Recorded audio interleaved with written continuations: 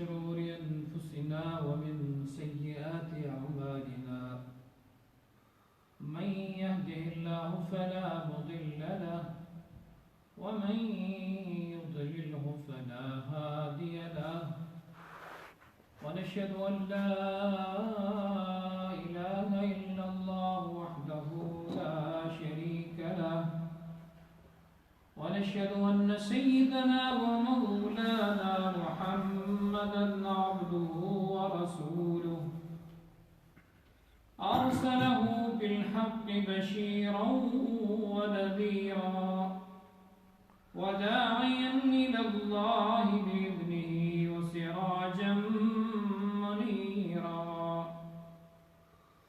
صلى الله تعالى عليه وعلى آله وأصحابه وبارك وسلم تسليما كثيرا أما بعد فأعوذ بالله السميع العليم من الشيطان الرجيم بسم الله الرحمن الرحيم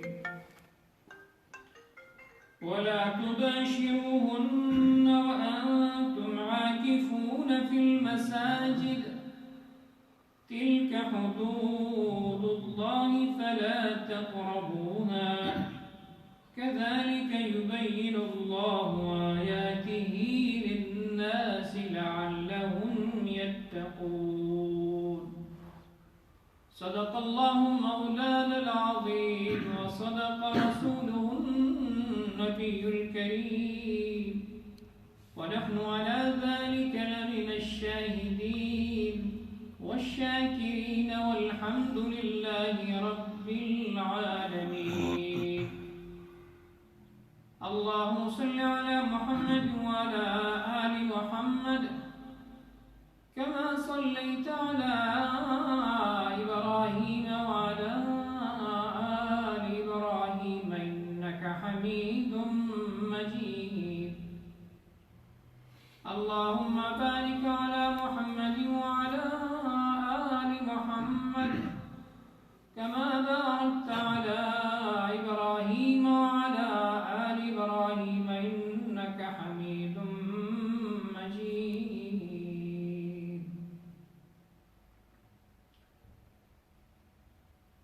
میرے انتہائی قدردان عزیزوں دوستوں بھائیوں اور میری آواز سننے والوں سننے والی ماؤں بہنوں،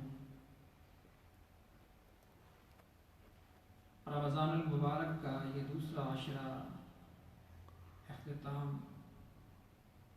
کو پہنچا ہوا ہے۔ تیسرا اور آخری عشرہ آج مغرب سے ہی شروع ہونے والا ہے۔ آخری عشرہ جس میں ایک مسنون عمل جسے اعتکاف کہتے ہیں، اسی کے سلسلے میں آج کچھ مزید باتیں کرنی ہیں۔ دعا فرمائیں کہ اللہ تبارک و تعالی ہماری اس مجلس کو کہنے کو اور سننے کو قبول فرمائے۔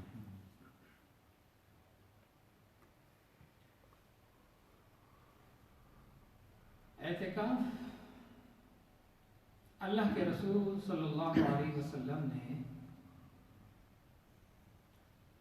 ہمیشہ آخری عشرے کا فرمایا ہے۔ اما عائشہ صدیقہ رضی اللہ تعالیٰ عنہ فرماتی ہیں، جس سال آپ کا وصال ہوا، آپ کی وفات ہوئی، اس سال آپ نے آخری 2 عشروں کا اعتکاف فرمایا تھا۔ آپ صلی اللہ علیہ وسلم نے کبھی اعتکاف کو چھوڑا نہیں۔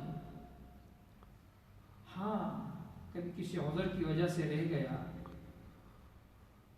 یا آپ کو اعتکاف چھوڑنا پڑا تو آپ نے اس کی قضا کی۔ عائشہ فرماتی ہیں کہ اللہ کے رسول صلی اللہ علیہ وسلم نے ہمیشہ آخری عشرے کا اعتکاف کیا، یہاں تک کہ اللہ تبارک و تعالی نے آپ کو وفات دی۔ پھر آپ کے بعد آپ کی ازواج اعتکاف کیا کرتی تھی۔ آج مسئلہ تھوڑا سا عورتوں کی طرف ہم لے جاتے ہیں کہ جس طرح مرد حضرات اعتکاف کرتے ہیں اور مرد حضرات کے لیے یہ سنت ہے، سنت مؤکدہ علی الکفایہ ہے، اسی طریقے سے عورت بھی اگر اعتکاف کرنا چاہے تو اعتکاف کر سکتی ہے۔ حنفیہ کے نزدیک تو ان کا اعتکاف، عورتوں کا اعتکاف گھر ہی میں ہے، لیکن فقہا کے نزدیک وہ لازمی عورتیں بھی مسجد میں اعتکاف کریں گی۔ آج میں کوشش کرتا ہوں کہ ان دو جو باتیں ہیں، عورتوں کا گھر میں اعتکاف کرنا یا مسجد میں اعتکاف کرنا، اس سلسلے میں کچھ باتیں ہوئی۔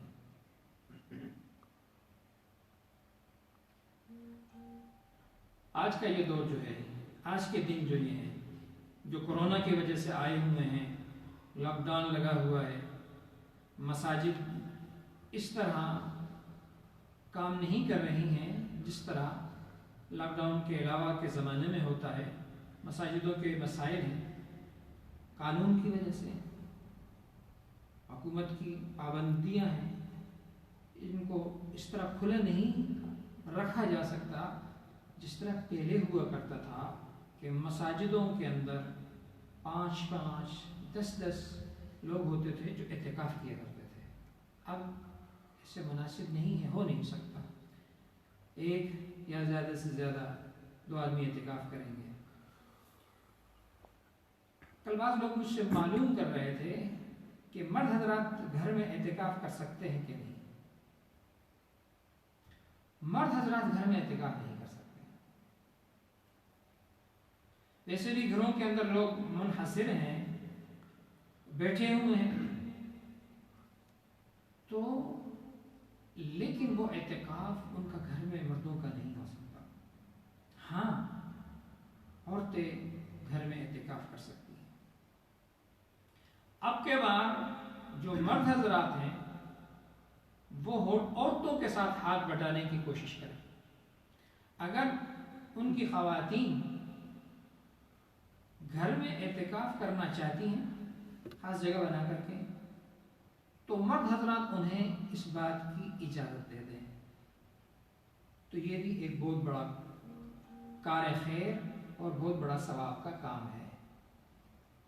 عورتیں گھر میں اعتکاف کریں گی، مرد کی جو ذمہ داری ہے وہ بھی پوری کرنے کی کوشش کریں، اور جو مطلوبہ ضرورت ہوتی ہے گھر کی دیگر حاجات اور ضرورتیں جو عورتیں پورا کرتی ہیں، اگر مرد سے ہو سکتا ہے تو وہ بھی پوری کر دیں، کوئی حرج کی بات تو نہیں ہے۔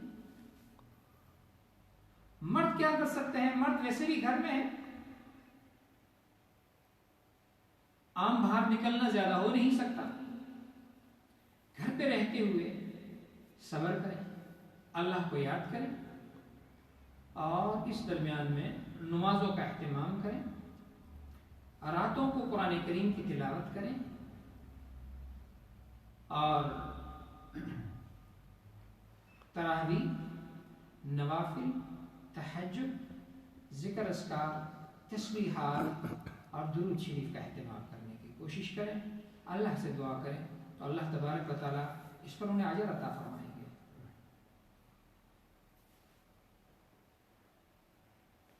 عورتیں ہمارے گھر کی بہت سی ذمہ داریاں پوری کرتی ہیں دوستوں،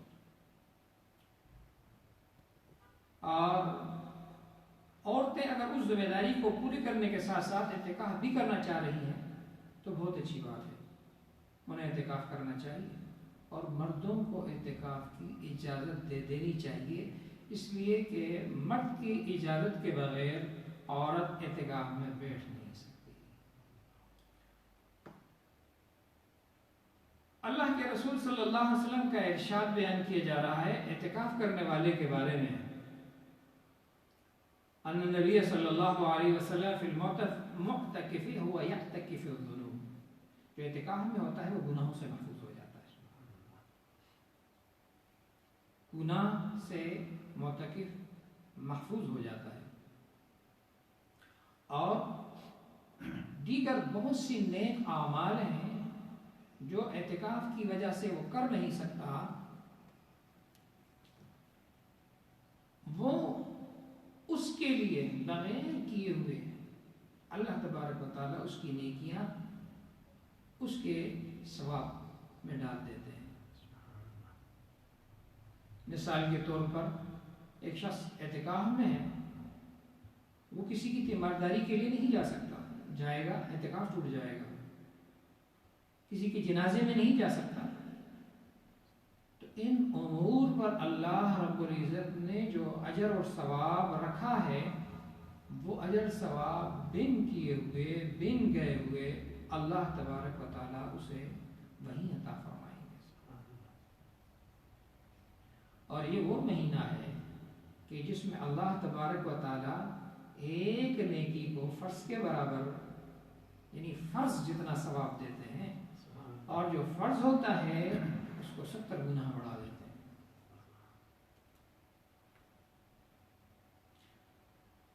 دوسری بات، اما عائشہ صدیقہ رضی اللہ تعالیٰ عنہ فرماتی ہیں کہ اللہ کے نبی صلی اللہ علیہ وسلم ہمیشہ آخری عشرے کا اعتکاف کیا کرتے تھے۔ ایک مرتبہ جب آپ نے اعتکاف کا ارادہ کیا تو میں نے آپ سے اجازت طلب کی، اور آپ صلی اللہ علیہ وسلم کا معمول یہ ہوا کرتا تھا، فرماتی تھی کہ آپ صلی اللہ علیہ وسلم اعتکاف کے لیے جب بیٹھتے تھے تو مغرب سے پہلے مسجد میں تشریف لے جاتے تھے، مسجد نبوی میں، اور ساری رات مصلی پر گزارتے تھے، صبح اپنے خیمے میں جایا کرتے تھے۔ بعض اہل علم یہ کہتے ہیں کہ اعتکاف کا آغاز دوسرے دن فجر سے شروع ہوتا ہے، وہ چونکہ اس حدیث کے الفاظ پر وہ بات منحصر کرتے ہیں۔ اللہ کے رسول صلی اللہ علیہ وسلم مسجد میں 20 تاریخ کے گزرنے کے بعد، یعنی مغرب سے پہلے آ جایا کرتے تھے، رات مسجد میں ہی ہوا کرتے تھے، پھر صبح نماز پڑھانے کے بعد جب فارغ ہوتے تھے تو آپ کے لیے جو خیمہ باندھا ہوتا تھا اس میں چلے جائے۔ عائشہ کہتی ہیں کہ میں نے اللہ کے رسول صلی اللہ علیہ وسلم سے اجازت طلب کی کہ اللہ کے رسول صلی اللہ علیہ وسلم میں اعتکاف کرنا چاہتی ہوں، مجھے اجازت دیجیے۔ تو اللہ کے رسول صلی اللہ علیہ وسلم نے مجھے اجازت دی، لہذا میرا خیمہ بھی لگ گیا۔ جب ام المومنین اما حضرت حفصہ نے سنا تو انہیں بھی شوق ہوا اور انہوں نے بھی اپنا خیمہ لگا دیا۔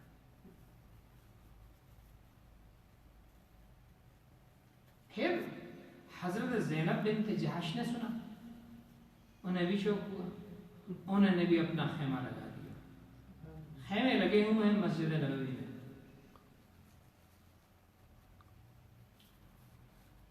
رات گزری، صبح نماز پڑھائی اللہ کے رسول صلی اللہ علیہ وسلم نے۔ جب اللہ کے رسول صلی اللہ علیہ وسلم متوجہ ہوئے تو دیکھا یہاں تو خیمے لگے ہوئے، یہ خود اللہ کے رسول صلی اللہ علیہ وسلم کا خیمہ، ایک اما عائشہ صدیقہ رضی اللہ تعالیٰ عنہ کا، ایک حضرت حفصہ کا، ایک حضرت زینب کا۔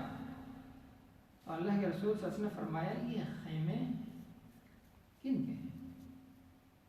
تو بتایا گیا کہ اللہ کے رسول صلی اللہ علیہ وسلم یہ حضرت حفصہ کا خیمہ ہے، یہ حضرت زینب کا خیمہ ہے۔ اللہ کے رسول صلی اللہ علیہ وسلم نے فرمایا یہ کیا ہوا، یہ نہیں کی۔ پھر بخاری کی یہ حدیثیں مختلف انداز کے ساتھ آئی ہیں، اللہ کے رسول صلی اللہ علیہ وسلم کے بڑے سخت الفاظ ہیں، لہذا اللہ کے رسول صلی اللہ علیہ وسلم نے ان خیموں کو اٹھوا دیا۔ اب اس پہ تھوڑی سی بات کرنی ہے۔ جب اللہ کے رسول صلی اللہ علیہ وسلم نے حضرت زینب کا خیمہ اٹھوایا، حضرت حفصہ کا خیمہ اٹھوایا، گھر والیاں ہیں نا، تو پھر حضرت عائشہ کا خیمہ بھی اٹھوا دیا۔ جب حضرت عائشہ کا خیمہ اٹھوایا تو خود اپنا خیمہ بھی اٹھوا دیا۔ یوں اللہ کے رسول صلی اللہ علیہ وسلم نے یعنی اعتکاف چھوڑ دیا. پھر اللہ کے رسول صلی اللہ علیہ وسلم نے اس کی قضا شوال میں 10 دن آخری عشرے 10 دن میں کی. اب اس میں تھوڑی سی باتیں ہوتی ہیں جو حضرات علماء کرام نے اس پہ باتیں کی ہیں. بعض اہل علم تو کہتے ہیں کہ دیکھو نا عورتوں کا اعتکاف مسجد میں تھا, مسجد میں کرتی تھیں. وَلَا تُبَاشِرُوهُنَّ وَأَنْتُمْ عَاكِفُونَ فِي الْمَسَاجِدِ. اور یہیں سے نقطہ نکلتا ہے, اہل علم حضرات کہتے ہیں کہ اللہ کے رسول صلی اللہ علیہ وسلم نے خیمے کیوں اٹھوائے. علماء یہ کہتے ہیں کہ جب اللہ کے رسول صلی اللہ علیہ وسلم نے خیمے دیکھے تو اب بہتر اللہ ہی جانتا ہے. یہ توجیحات ہیں, یہ محدثین حضرات کی باتیں ہیں, اہل علم حضرات کی باتیں ہیں, یہ ان کی رائے ہے. مسجد نبوی چھوٹی تھی. اب جب اس قدر کثرت سے خیمے ہوں اور وہ بھی ازواج مطہرات کے تو مشکل تھا. لہٰذا ایک تو یہ رائے ہے کہ اللہ کے رسول صلی اللہ علیہ وسلم نے خیمے اٹھوا دیے. دوسری بات یہ ہے کہ سب سے بنیادی چیز جو میں نے پہلے ذکر کی تھی کہ اگر کوئی خاتون اعتکاف کرنا چاہتی ہے تو وہ اپنے شوہر سے اجازت طلب کرے. اگر شوہر اس کو اجازت دے دیتا ہے تو فوہا ٹھیک ہے, اور اگر شوہر اجازت نہیں دیتا تو پھر اسے اعتکاف نہیں کرنا چاہیے. اسی حدیث کے اندر یہ سب کچھ آ رہا ہے. ان کے خیمے اٹھوائے, پھر ان کی دلداری کے لیے, ان کی دلجوئی کے لیے اما عائشہ کا بھی خیمہ اٹھوا دیا کہ وہ کبھی محسوس نہ کریں. پھر جب اما عائشہ کا خیمہ اٹھوایا تو خود بھی اٹھ گئے, کبھی وہ بھی محسوس نہ کریں. کتنا حضور صلی اللہ علیہ وسلم نے اپنی ازواج کو پیار اور محبت دی.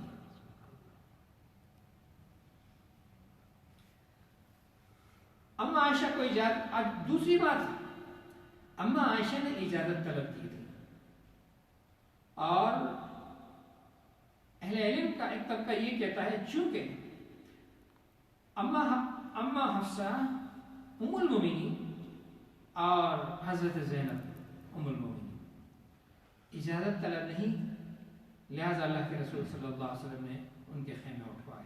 جب ان کے خیمے اٹھوا رہے تھے تو ان کو کبھی محسوس نہ ہو تو اما عائشہ کا خیمہ بھی اٹھوایا. دوسری بات یہ ہے کہ اما عائشہ کو اجازت دی تھی, اس کی وجہ یہ ہے کہ اما عائشہ صدیقہ رضی اللہ تعالیٰ کا جو مکان تھا, جو گھر تھا, وہ بالکل مسجد نبوی کے ساتھ متصل تھا, بخلاف ان کے. بیچ میں مسجد نبوی, ایک طرف یہاں امہات المومنین کے مکانات, اور خود اما عائشہ صدیقہ رضی اللہ تعالیٰ کا مکان یہاں. اما عائشہ صدیقہ رضی اللہ تعالیٰ کا جو مکان تھا اس کا دروازہ مسجد نبوی کے اندر سے کھلتا تھا, تو ان کو سہولت تھی. اہل علم کی باتیں انہیں سہولت تھی, لہذا ان کا آنا, ان کا جانا آسان تھا. وہ مسجد نبوی والوں کو جو مسجد نبوی کے اندر دیگر صحابہ کرام آتے, انہیں معلوم نہ ہوتا کہ اس خیمے کے اندر کون ہے, کیا نہیں ہے. وہ آتی اور وہاں سے اپنی دیگر ضروریات کے لیے گھر چلی جاتی. بخلاف دیگر امہات المومنین کے کہ ان کے لیے مناسب نہیں تھا کہ وہ مسجد نبوی میں سے جاتی اپنے مکانات, کیونکہ دیگر امور تو مساجد میں حاضر اس وقت نہیں تھے نا, انہیں گھر جانا پڑتا, پھر اپنی ضروریات پوری کر کے پھر آتی. تو بار بار مسجدوں میں آنا جانا یہ مناسب نہیں تھا, اللہ کے رسول صلی اللہ علیہ وسلم کو پسند نہیں تھا. لہذا اللہ کے رسول صلی اللہ علیہ وسلم نے ان کے خیمے بھی اٹھوا دیے. تو بنیادی طور پر یہ بات یہاں اس حدیث سے یہ سامنے آ رہی ہے کہ اللہ کے رسول صلی اللہ علیہ وسلم نے بھی اس بات کو پسند نہیں فرمایا. اگرچہ بہت سی احادیثیں آتی ہیں, لیکن اللہ کے رسول صلی اللہ علیہ وسلم نے اس چیز کو پسند نہیں فرمایا, کیونکہ یہ ایک بحث ہے کہ مسجدوں کے اندر عورتوں کا, جس طرح آج کل لوگ یہ چاہتے ہیں کہ مساجدوں میں عورتیں بھی آئیں. وہ حضور صلی اللہ علیہ وسلم کے زمانے میں آتی تھی, تم کون ہوتے ہو منع کرنے والے, تمہارا رضی اللہ عنہ کے زمانے میں انہیں روکا گیا تھا. بہرحال حضور صلی اللہ علیہ وسلم کے زمانے میں مساجدوں میں خواتین نماز کے لیے آیا کرتی تھیں، ایک اچھا دور تھا، بعد میں انہیں روکا گیا۔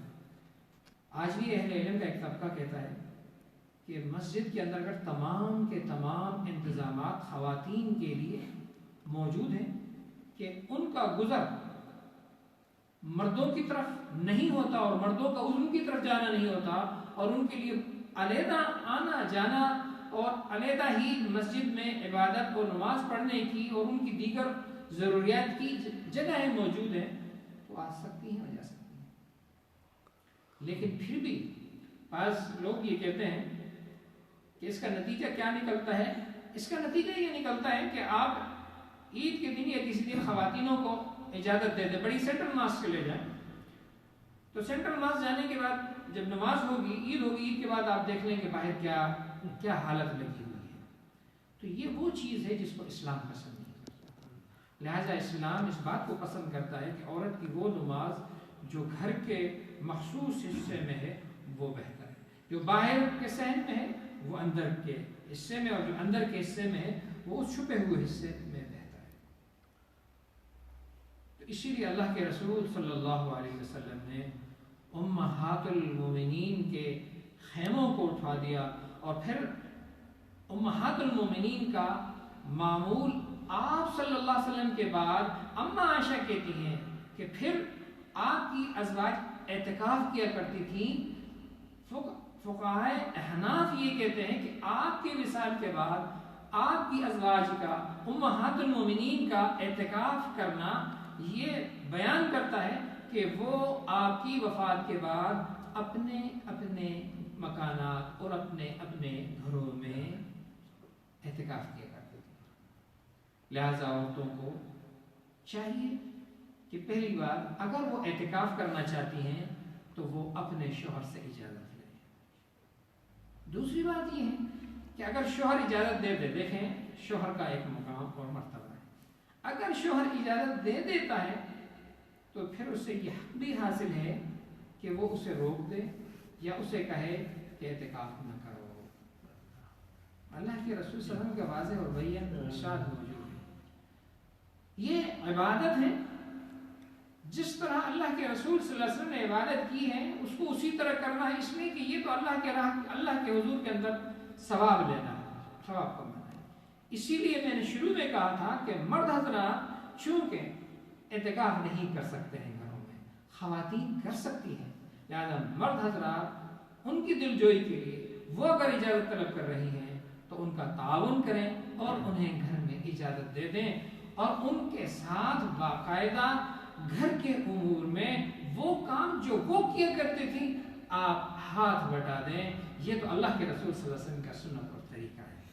دوسرے نے فرمایا کہ بہترین شخص وہ ہے جو عورتوں کے ساتھ اچھے ہیں، اور میں تم میں سے بہترین ہوں کہ میں اپنے ازواج کے ساتھ اچھا ہوں۔ ہماری گھر والیاں قابل ترس ہوتی ہیں عزیز دوستوں۔ آپ یقین کریں کہ ان کا یہ سارا وقت کچن میں بنانے پکانے میں لگ جاتا ہے، یہاں تک کہ افطار کا جب وقت آتا ہے تو ان کے پاس افطار کا وہ وقت بھی نہیں ہوتا، وہ بھی وہیں کچن پہ کھڑے کھڑے افطار کر لیتی ہیں، لیکن شوہر اور بچوں کا افطار کا خیال ہوتا ہے کہ میرا شوہر اور میرے بچے اچھی اچھی چیزوں سے افطار کر لیں۔ کتنا بڑا احسان ہے عورتوں کا، کتنا بڑا احسان ہے۔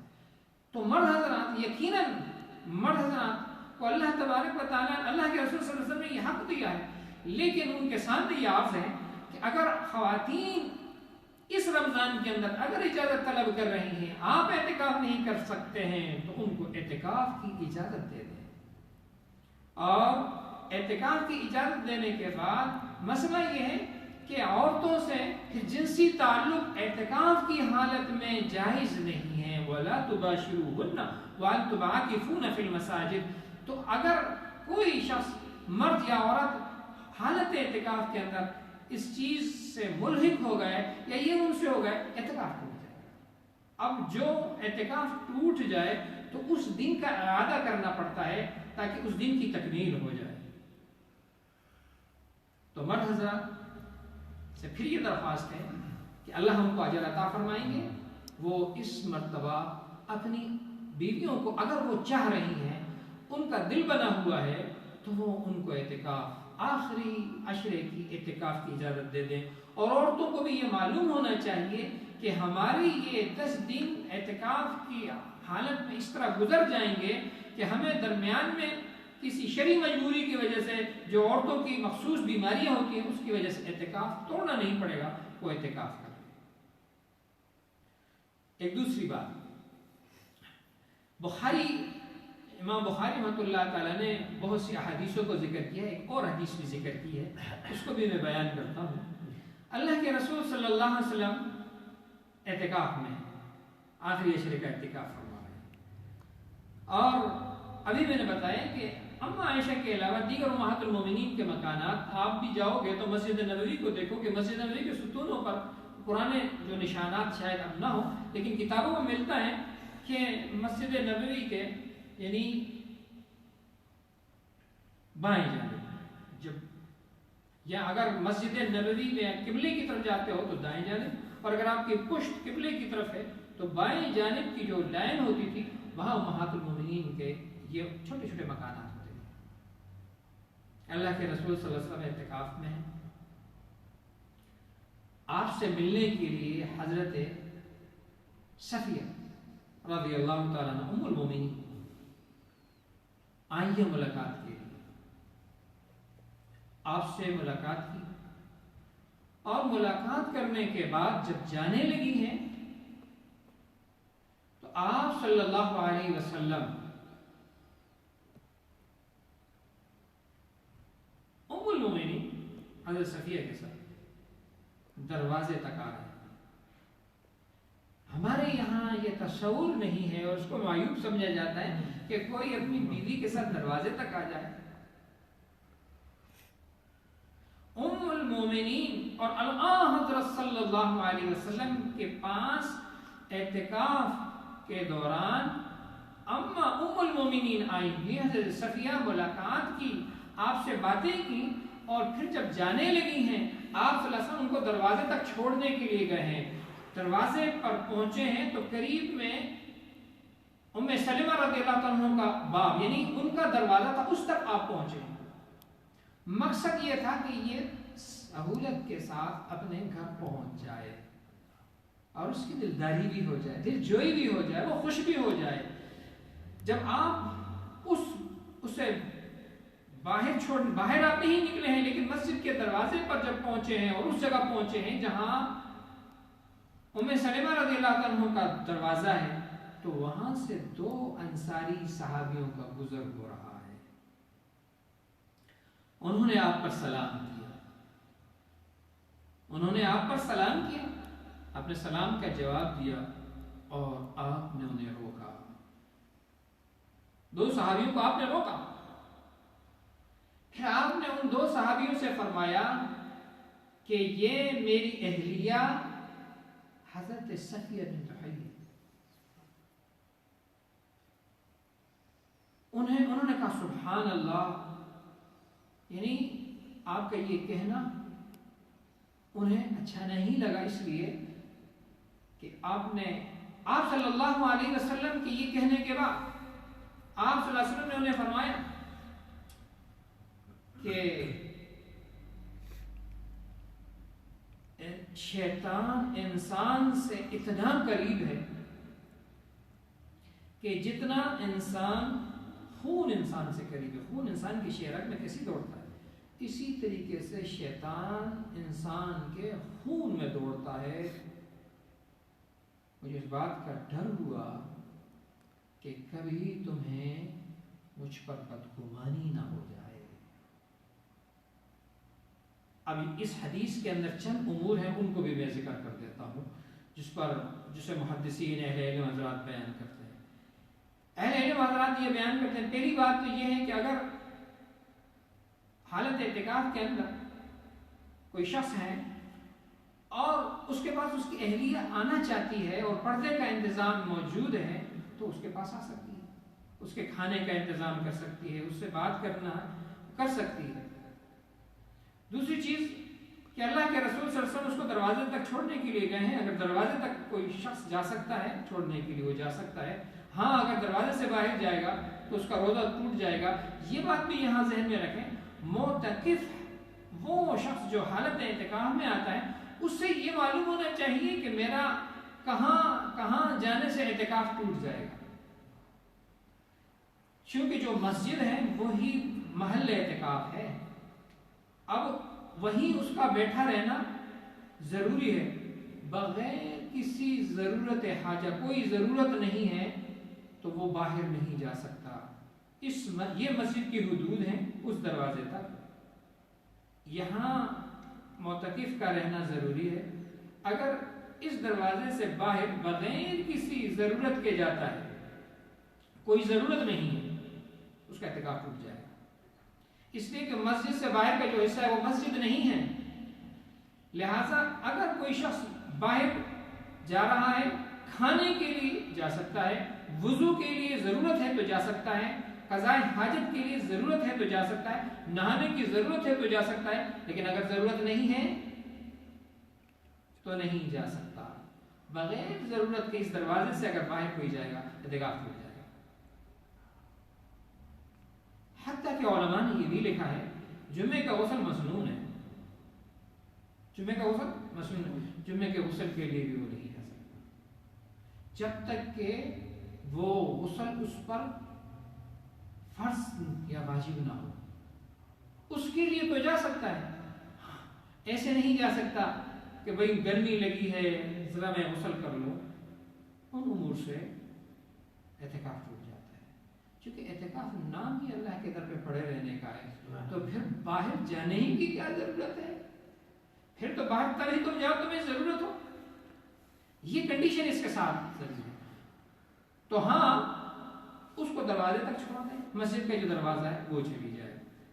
دوسری بات یہ ہے کہ دیکھیں جو سب سے بڑی بات ہے کہ اللہ کے رسول صلی اللہ علیہ وسلم تو بہت بڑی شان والے ہیں.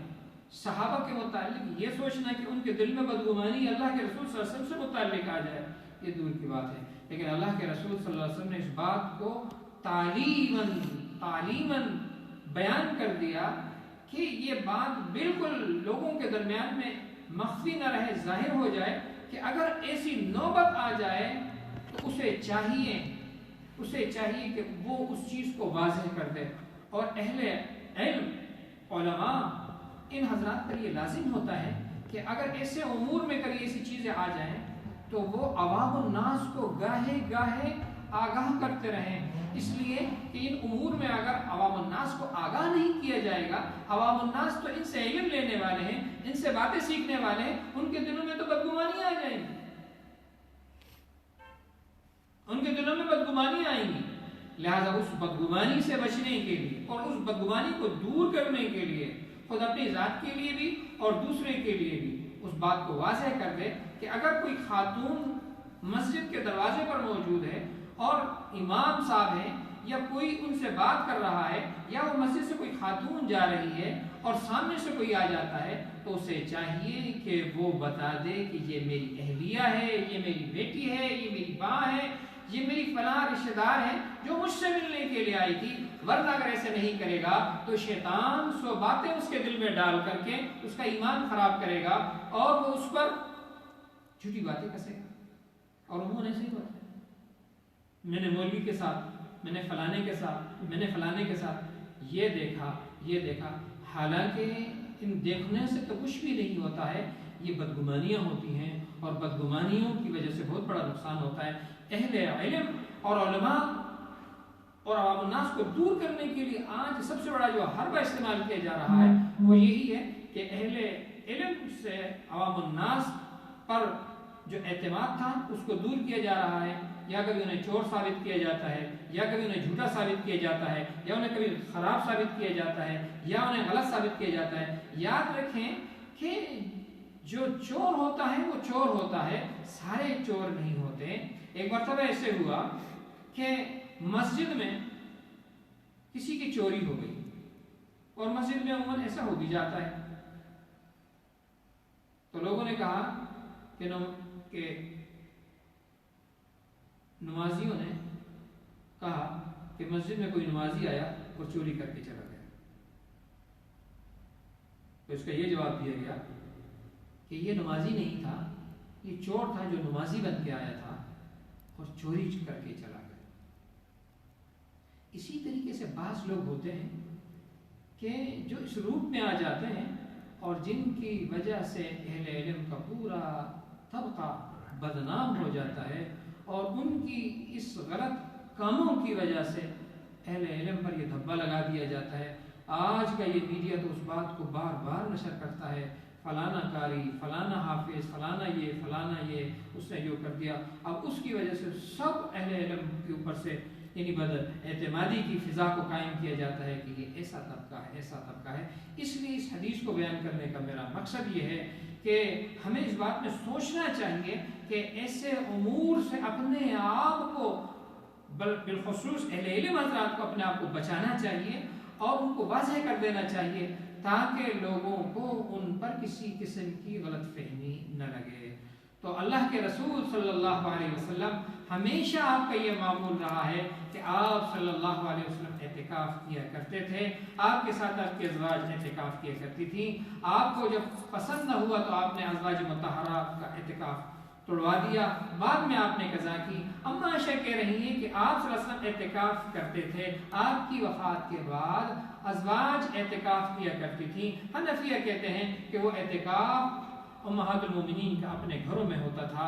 لہٰذا میرے اس کلام کہنے کا مقصد یہ ہے کہ حنفیہ کے نزدیک عورتیں گھر میں طواف عورتیں گھر ہی میں اعتکاف کر سکتی ہیں، لہٰذا عورتوں کو چاہیے کہ انہیں اگر شوہر اجازت دے دیتے ہیں، شوہر اجازت دے دینے کے بعد وہ گھر میں اعتکاف کر لیں اور مرد حضرات ان کا ہاتھ بڑھانے کی کوشش کریں۔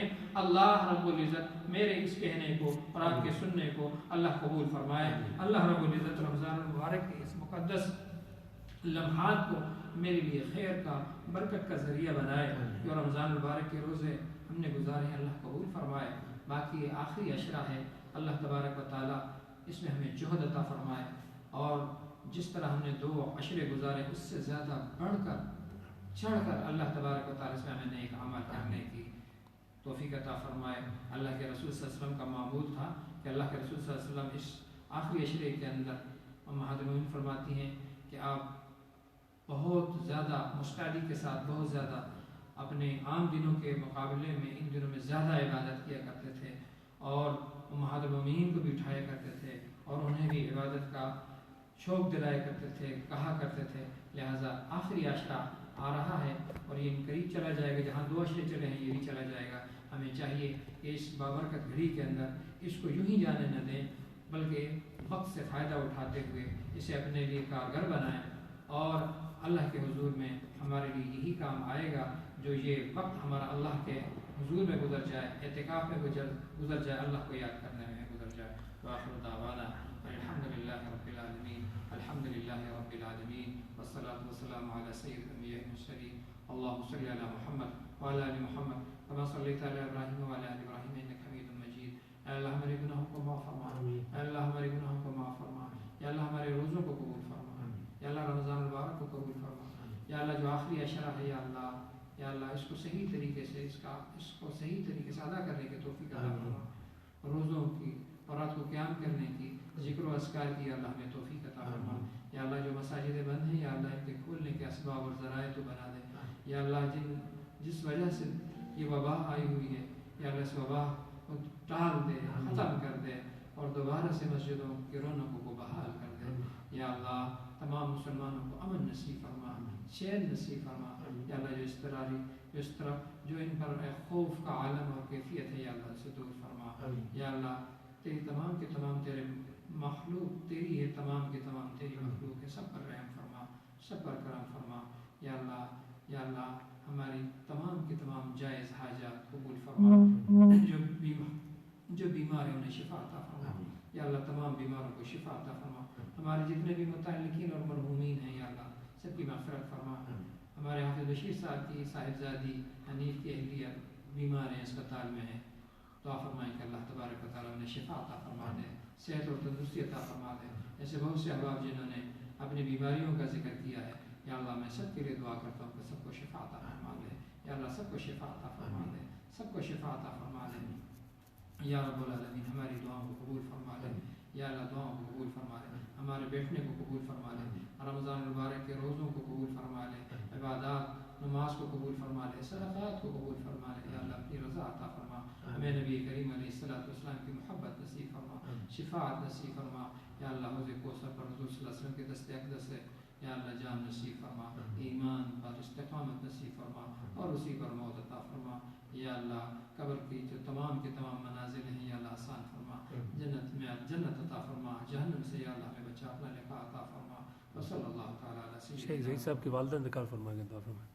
شیخ ظہیر محمود صاحب کی والدہ کا انتقال فرمائیں. جی ہمارے شیخ حضرت شیخ ظہیر صاحب کی والدہ صاحبہ کا انتقال ہو گیا ہے, دعا فرمائیں کہ اللہ تبارک و تعالیٰ ان کی مغفرت فرمائے, اللہ تبارک و تعالیٰ ان کے درجات کو بلند فرمائے, اور اللہ تبارک و تعالیٰ شیخ ظہیر صاحب کو اللہ تبارک و تعالیٰ صبر جمیل عطا فرمائے. ان کے جتنے بھی متعلقین ہیں اور ان کو اللہ تبارک و تعالیٰ سب کو صبر جمیل عطا فرمائے.